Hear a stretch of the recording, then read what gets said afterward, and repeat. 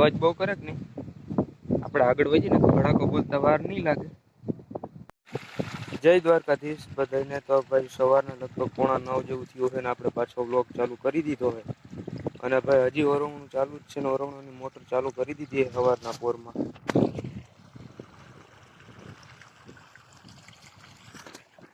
અને ભાઈ હજી આપણે ગામમાં જવાનું છે કેમ કે કાલે એક મહેમાન આવ્યા હતા. મહેમાનને હવે મૂકવા જવાના છે. અને ભાઈ આજે હજી ઓરવણું કરવાનું છે, તલ ભરવાના છે, ધાણા ભરવાના છે. જે ઓલા તલ હારવાના છે એ બાકી છે, મરચાં ઉતારવાના છે. ભાઈ આજ તો ઘણું બધું એવું કામ છે.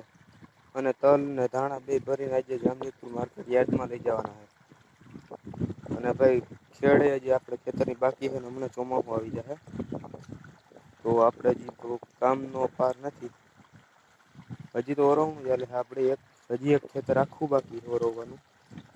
એ ભાઈ હવે કેદી પૂરું થાય ખબર નહીં. કેમ કે હજી એ ખેતર તો ખેડવાનું બાકી છે ભાઈ. એટલે આ વખતે ભાઈ ચોમાસું લગભગ એ ખેતર ઓરવ્યું તો ચોમાસું આવી જ જશે લગભગ. તો ભાઈ આપણે લાઈટ ગઈ હતી તો મોટર ચાલુ કરીને પાછા ઘરે જઈ. એક તો ભાઈ પાણી આવે ધીમું ને એમાં લાઈટ ઘડીક આવે ને ઘડીક જાય, ઘડીક આવે ને ઘડીક જાય. અડધી કલાકે પાછી લાઈટ આવી. એટલે બપોરે પૂરું થાય કે ન થાય એવું છે. બાકી તલ તો હરાઈ ગયા. જે હારવાના હતા ને એ તલ તો હરાઈ ગયા. એટલે આપણે ઘરે જઈએ. વાદળા એવા જ છે.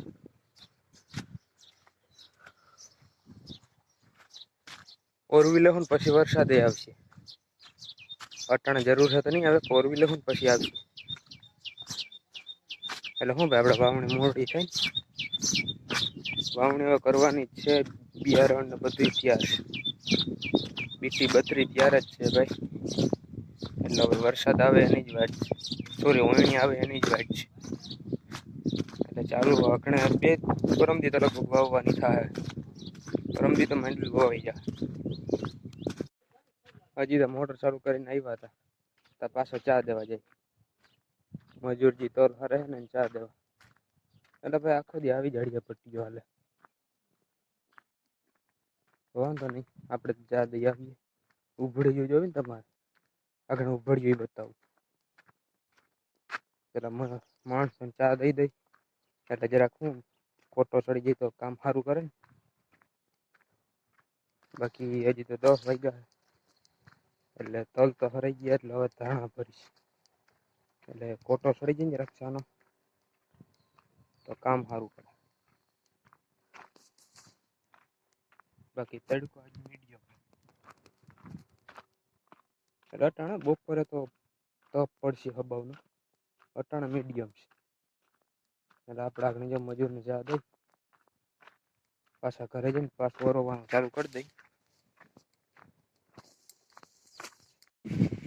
રમેશ પાણી પીવું ને? પાણી પી લે હાલ.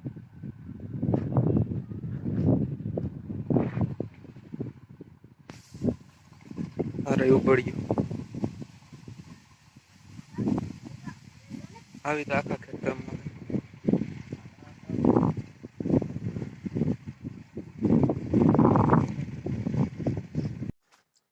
તો ભાઈ ચા દઈ લીધો ને કાકાનો ફોન આવ્યો કે ભાઈ પાછી લાઈટ ગઈ છે એટલે તું ન્યા જ રહેજે. હું ફોન કરું તો મોટર ચાલુ કરીને જ આવજે.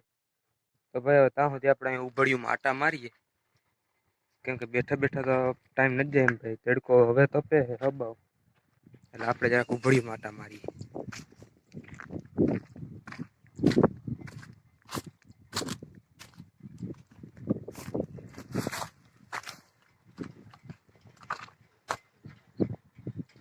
અને હેઠેથી ભાગો ને કે ભડાકો થયો ને તો આપણા ભડાકા બોલી જાય.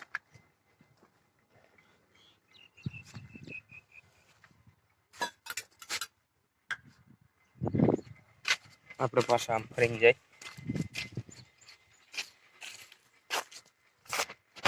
આને કહેવાય સબસ્ટેશન. તમે તો કોઈ દી જોયું નહીં હોય.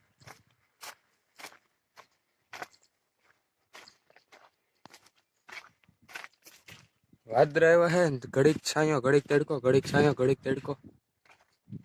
અને ઉભડિયાનું કામકાજ ચાલુ જ છે હજી. 3 માણસો ઉભડિયું કરતા જાય ને 3 જણામાં ટ્રેક્ટરમાં ભરતા જાય. એટલે હું જલ્દી જલ્દી કામ થઈ જાય ને આપણું કામ પૂરું નહીં તલનું.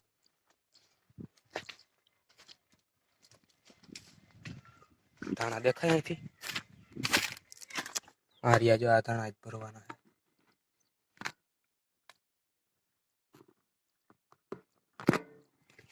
એટલે હજી તલ હરાઈ જાય ને એટલે આપણે હજી ધાણા ભરવાના છે. એટલે આપણે નવરા તો છે જ નહીં.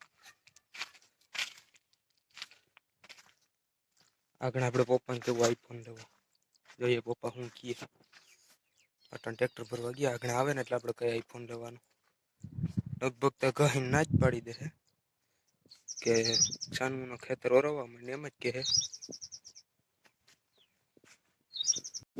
તો તલને ટોલીમાં ભરી લીધા છે અને હવે ધાણાના બાચકા ખીલાય છે. ખીલાય એટલે જે સિલાઈ છે ને સિલાઈ કરે છે. બાકી તલ રહી ગયા છે. માથે ગાજે બહુ કે નહીં શેટા વજી ને કે ભડાકો બોલતા વાર નહીં લાગે.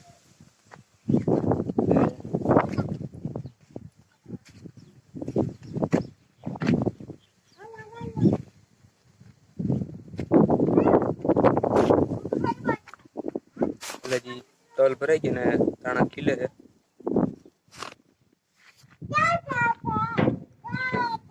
આપણે હજી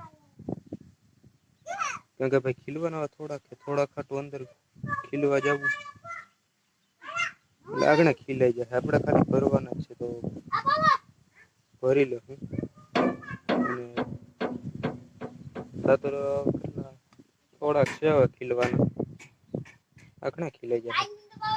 આપણે હવે ભરી લઈ પછી બ્લોગ હવે આપણે અહીંયા જ પૂરો કરીએ અને મળીએ અને પછીના બ્લોગમાં ત્યાં સુધી ચેનલને સબસ્ક્રાઈબ કરી દેજો, વિડીયોને લાઈક કરી દેજો, નાની એવી એક કમેન્ટ કરી દેજો અને એક શેર કરી દેજો. તો મળીએ અને પછીના બ્લોગમાં ત્યાં સુધી જય દ્વારકાધીશ.